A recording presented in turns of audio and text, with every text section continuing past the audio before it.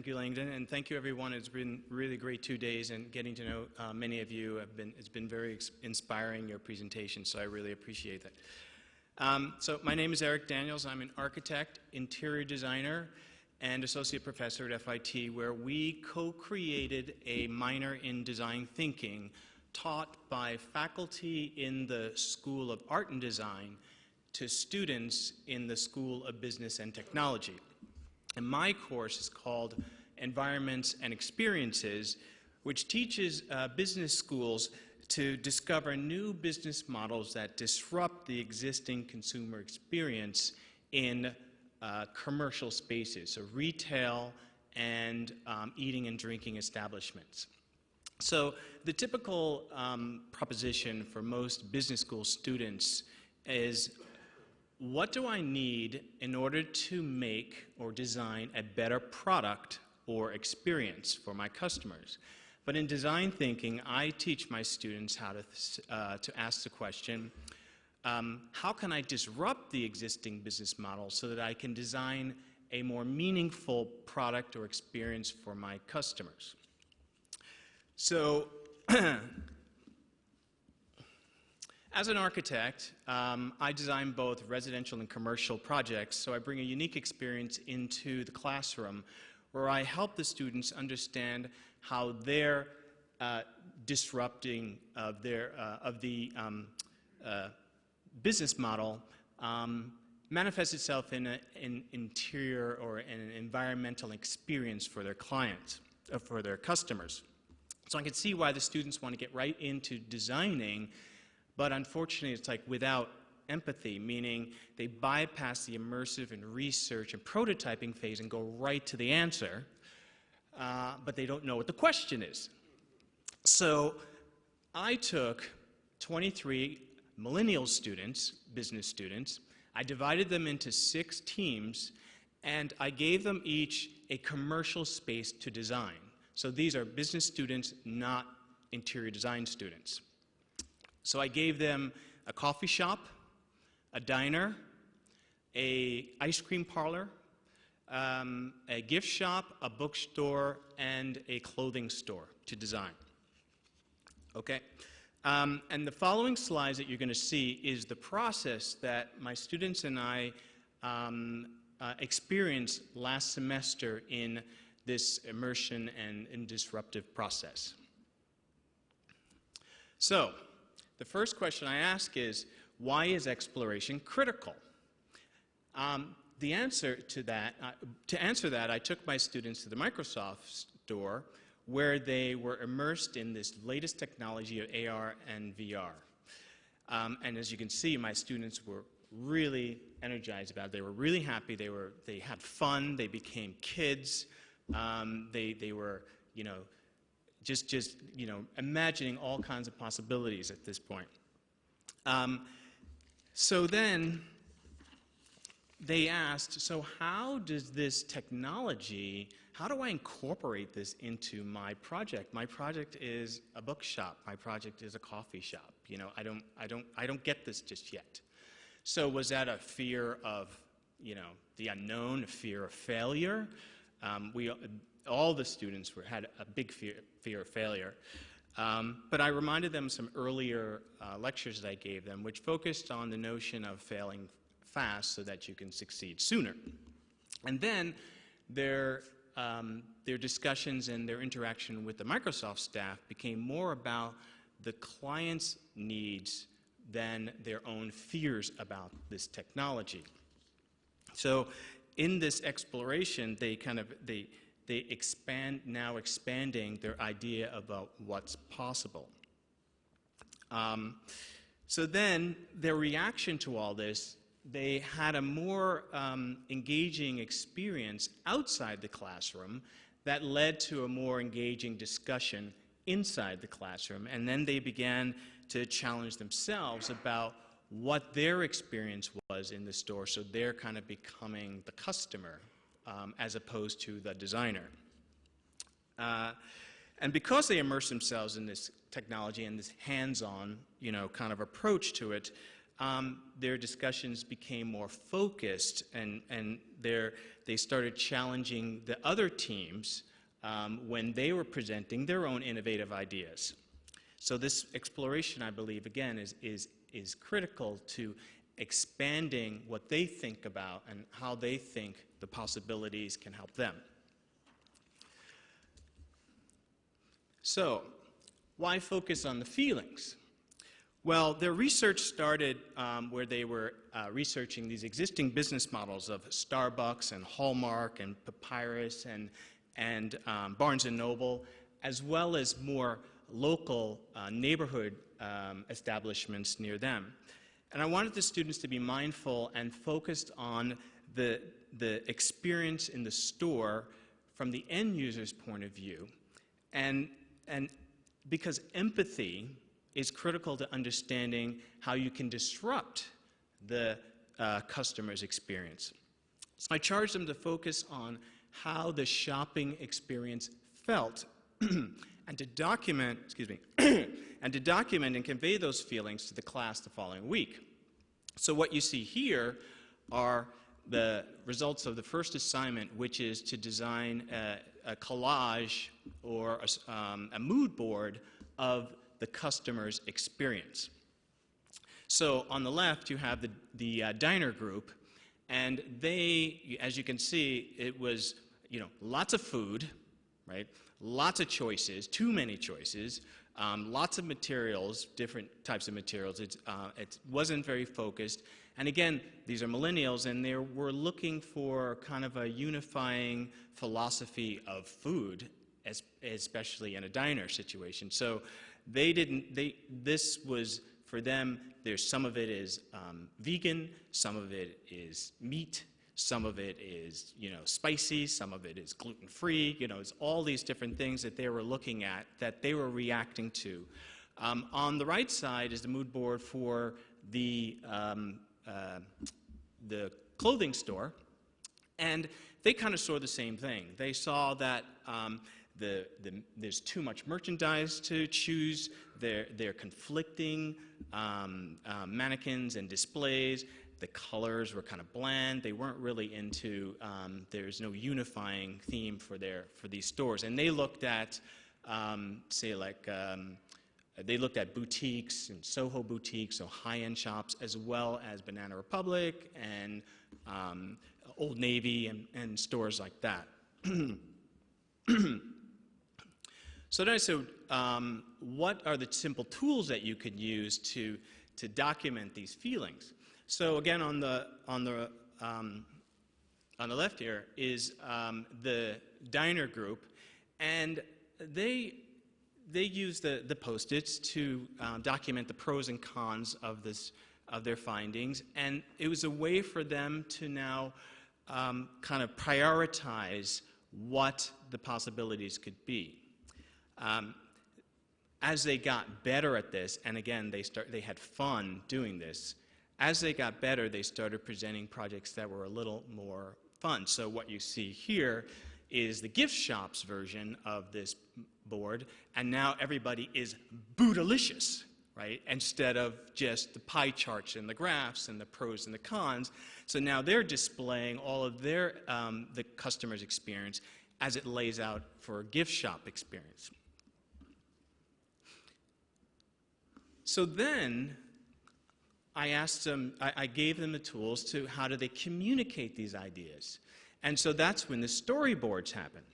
So you can see on the left, the first two, the left and the center, that's from the gift shop. And the students what they do here is they're now taking the end user's point of view from different viewpoints. So this woman goes into the shop. She wants to buy a gift, a card for a friend of hers, but she hasn't seen anything that is kind of like the relationship she has with her friend.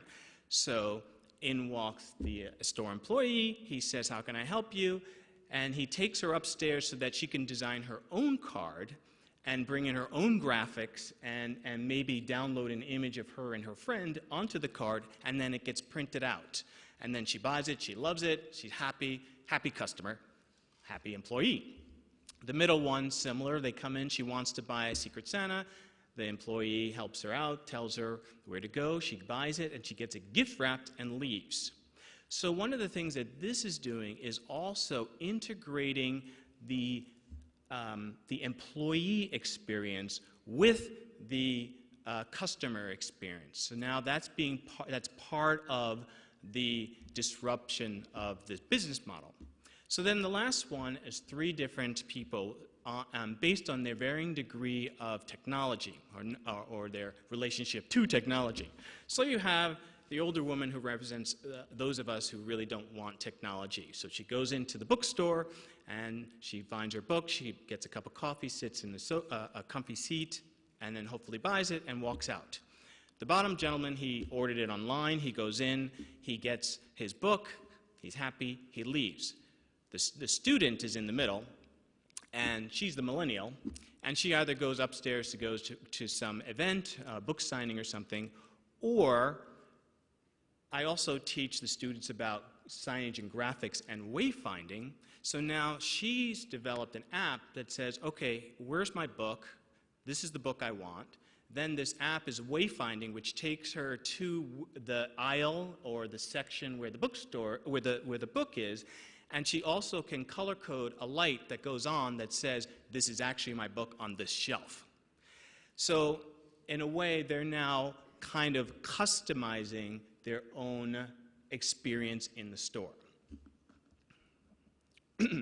But they weren't daunted by this graphic and art kind of knowledge. They actually embraced it and said, okay, now maybe I don't know how to draw characters or cartoons, so now I'm going to go and give you some images of what the customer experience is. So the top one shows a woman going in the morning, getting her coffee. She's the morning rush. The middle guy is a lunch hour. And then the woman at the bottom with the kids is coming in at the end of the day. She needs a cup of coffee to relax. This is the group that did the coffee shop.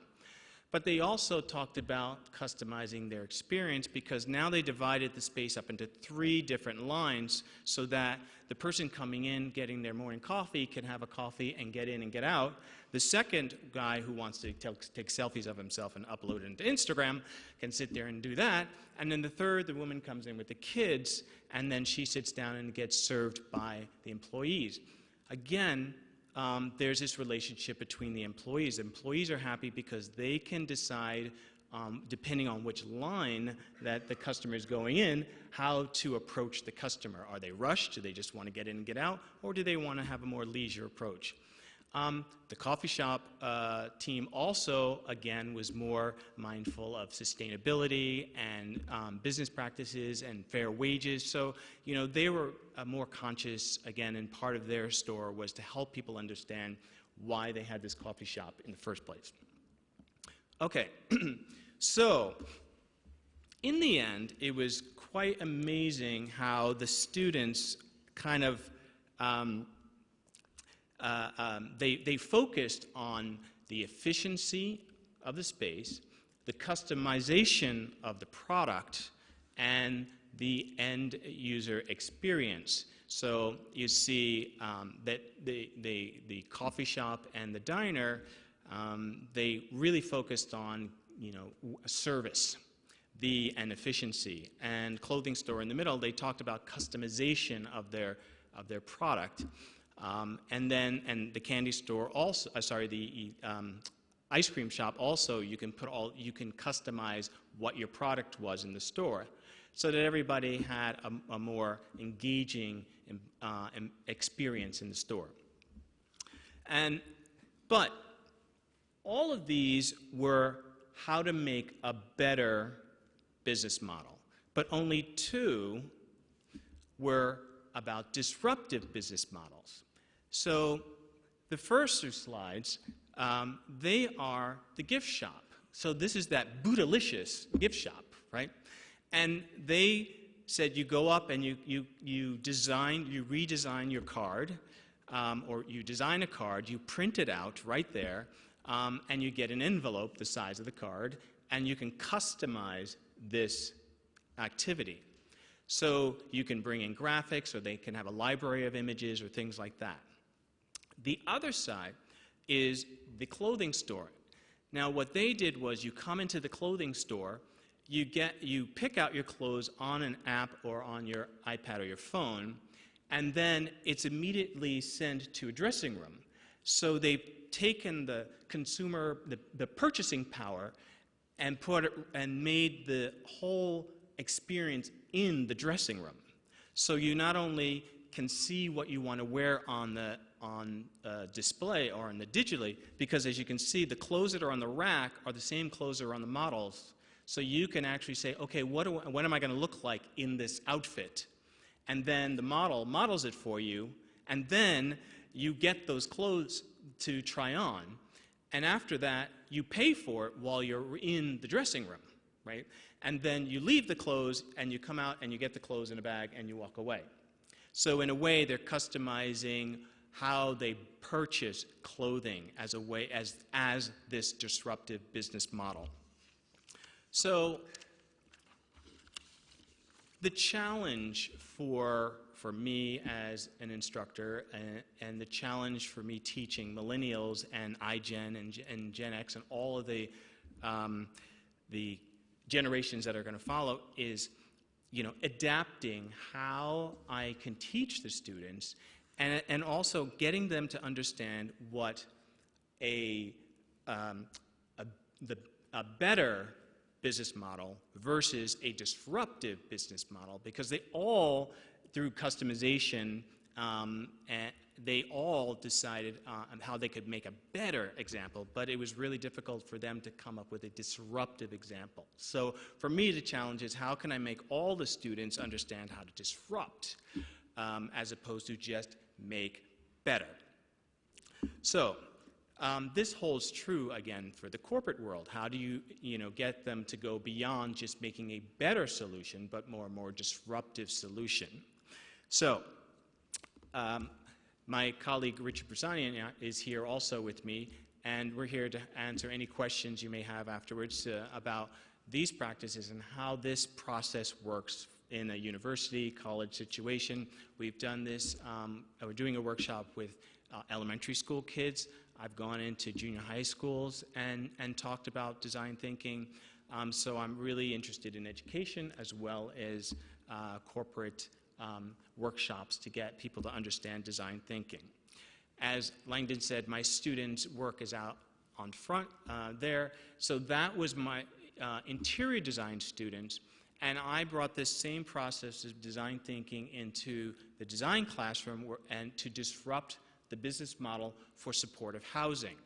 So what you see is only the technology portion of the projects, but it was a much larger design presentation of the drawings and renderings. But that is disrupting HIV, LGBTQ community, elderly population, veterans, homeless veterans, and young adults with autism. So thank you very much for this chance to show you the work and the process of what I do in my class. And again, I enjoy meeting you again and telling you more about what we do. Thank you very much.